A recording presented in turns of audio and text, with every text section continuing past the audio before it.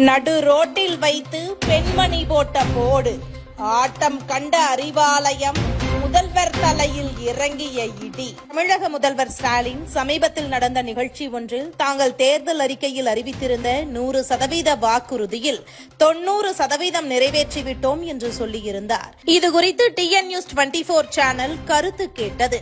அப்போது பெண்மணி ஒருவர் கூறிய கருத்து, திமுக 2026 மீண்டும் ஆட்சிக்கு வரலாம் என்று கனவு கோட்டையில் இருந்ததையெல்லாம் தவிடுபொடியாகி இருக்கிறது. நிருபர் பெண்ணிடம் 100% வாக்குறுதிகளில் 90% வாக்குறுதியை நிறைவேற்றிவிட்டதாக முதல்வர் சொல்கிறாரே, அது குறித்து உங்கள் கருத்து என்ன என கேட்க, பெண் கூறியது 100% திட்டத்தில் 10% திட்டத்தையாவது முதலில் நிறைவேற்றி இருக்கிறாரா என்று கேளுங்கள்.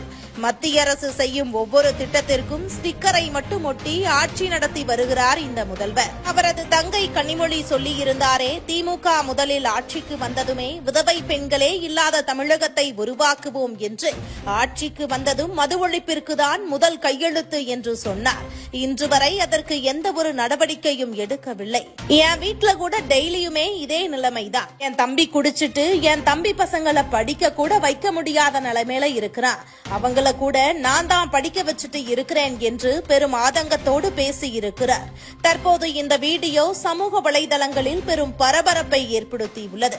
இது திமுக தலைமைக்கு இடியை இறக்கி உள்ளது. தேர்தல் நேரத்தில் வந்து அறிவித்த 100 திட்டங்கள்ல 90% பூர்த்தி ஆயிடுச்சுன்னு சொல்லியிருக்காங்க. அதை பத்தி ஒரு அது சும்மா சொல்லிக்க வேண்டியதான். 100 திட்டத்துல 90 திட்டம், ஒரு 10 திட்டம் நிறைவேற்றிருக்காரா பாருங்க. முதல்ல மத்திய அரசு செய்யற அனைத்து நல திட்டத்திலும் இவர் ஸ்டிக்கர் ஒடிக்குவாரு. ஒரு சின்ன அந்த தெருவோர கடன் முதல் கொண்டு பெரிய ஸ்டார்ட் அப் கம்பெனி இவர் தான் செயல்படுற மாதிரி அவங்க தனி ஒரு பெயர் வச்சுக்குவாங்க. எல்லாமே கலைஞர் பேர்ல இருக்கும், அவர் பேர்ல இருக்கும். அந்த மாதிரி வச்சுதான் அந்த திட்டத்தை செயல்படுத்தணும். ஆனா செய்யறது எல்லாமே மத்திய அரசு. ஆனா இவங்க ஸ்டிக்கர் ஒட்டி நான் தான் செய்யறேன் மக்கள்கிட்ட கொண்டு போய் சேர்க்கலான்னு இருக்கு. அதுக்கு வாய்ப்பே கிடையாது ராஜா. அது கண்டிப்பா முடியாது. ஏன்னா மத்திய அரசு நலத்திட்டம் என்னன்னா நான் எல்லாமே தெரிஞ்சோம், பொதுமக்களுக்கு நல்லாவே தெரியுது. கிளியரா ரூட் கொடுக்குறாங்க. இதெல்லாம் மோடிஜி தான் பண்றாரு, அவர் தான் செய்யறாரு. இன்னைக்கு இந்த நாட்டை ஒரு வல்லரசா கொண்டு வந்திருக்காங்க அப்படின்னா இந்த பாரத பிரதமரால் ஒருத்தரால மட்டும்தான் முடியும். அதே நிலைமை இப்ப தமிழ்நாட்டுல அண்ணாமலையில மட்டும்தான் இந்த இதை கொண்டு வரணும். மக்கள் தெளிவா இருக்காங்க ராஜா. ரெண்டாவது இந்த குடிப்பழக்கம், டாஸ்மாக் மூன்று கனிமொழி சொன்னாங்க, எங்கள் ஆட்சி வந்தால் இளம் கைம்பெண்கள் இருக்க மாட்டாங்கன்னு. ஆட்சி வந்தது கள்ளக்குறிச்சியில் நடந்த விஷயம் நமக்கு தெரியாதா? 72 பேர் யாருங்க சும்மா இருக்க முடியும்? அந்த 72 குடும்ப நிலை இன்னைக்கு இல்ல. சின்ன குழந்தைங்க படிக்கிறதுக்கு வாய்ப்பு இல்லாம அதுங்க கதறல் உங்க கண்ணுக்கு தெரியல? உங்க குடும்பத்துல அவ்வளவு பேர் வாரிசா வரீங்கல்ல, அந்த குழந்தைங்களாலும் கொஞ்சம் யோசனை பண்ணீங்கன்னா, உதாரணத்துக்கு எங்க குடும்பத்துல இருக்குதுங்க, எங்க தம்பியே குடிச்சிட்டு பிள்ளைங்களை பாக்குறது இல்ல, நாங்க பாக்குறோம் அந்த பிள்ளைங்களை. எங்க நிலைமை எப்படி இருக்கும்? இன்னைக்கு டாக்டருக்கு படிக்க நாங்க செலவு பண்ணிருக்கோம், அவங்க குடிச்சிட்டு வந்து செய்ய மாட்டேங்கிறான். அப்ப எங்களுக்கு எவ்வளவு வருத்தமா இருக்கும், கண்ணீர் விட்டு இருப்போம். நீ சொன்னீங்க அது அந்த ஒரு திட்டம் ஃபர்ஸ்ட் கையெழுத்து நாங்க அதான் போடுவோம்னு சொன்னீங்க, போட்டீங்களா? இல்ல. ஏன்னா உனக்கு வருமானம் வரணும், அந்த வருமானத்துக்கு நீ அதை செயல்படுத்துற. புரியுதுங்களா? அனைத்து மகளிருக்கும் இந்த 1000 ரூபாய் பணம் கொடுக்குறீங்க. இப்ப என்ன ட்ரெண்ட் மாத்தினீங்க? தகுதி உள்ள பெண்களுக்கு எங்களுக்கு பெண்களுக்கு தகுதி யாரு? நீ யாரு? எங்க அப்பா அம்மா கொடுக்காத தகுதியா? எங்க புருஷன் கொடுக்காது, எங்க அண்ணன் தம்பி கொடுக்காத தகுதியா? நீ யாரு எனக்கு தகுதி கொடுக்கறதுக்கு? கொடுத்தா எல்லாருக்கும் ஒழுங்கா 1000 ரூபாய் கொடு. அது பார்த்து எதுக்கு நீ போடுற? அந்த 1000 ரூபாய் வந்து எப்படி வந்து அந்த மக்களுக்கு அது மட்டும் பெருசா யாருன்னா ஒருத்தரை வச்சு ஒரு யூடியூப்லயோ ஒரு விளம்பரத்திலயோ போட்டு இவர் கொடுக்கறதுனாலதான் எங்க குடும்பம் சாப்பிடுது, இவர் கொடுக்கறதுனாலதான் எங்க குடும்பம் பழைக்குதுன்ட்டு ஒரு சீன் கிரியேட் பண்றீங்க. அந்த மாதிரி எதுவுமே கிடையாதுங்க. குறிப்பிட்ட 10% கூட அந்த மக்களுக்கு வந்து 1000 ரூபாய் போய் சேரலங்க. அது முதல்ல எத்தனை திட்டம் ஆச்சு? இது 3 திட்டம் கூட நிறைவேற்றல. அவர் 90 திட்டம் ஏங்க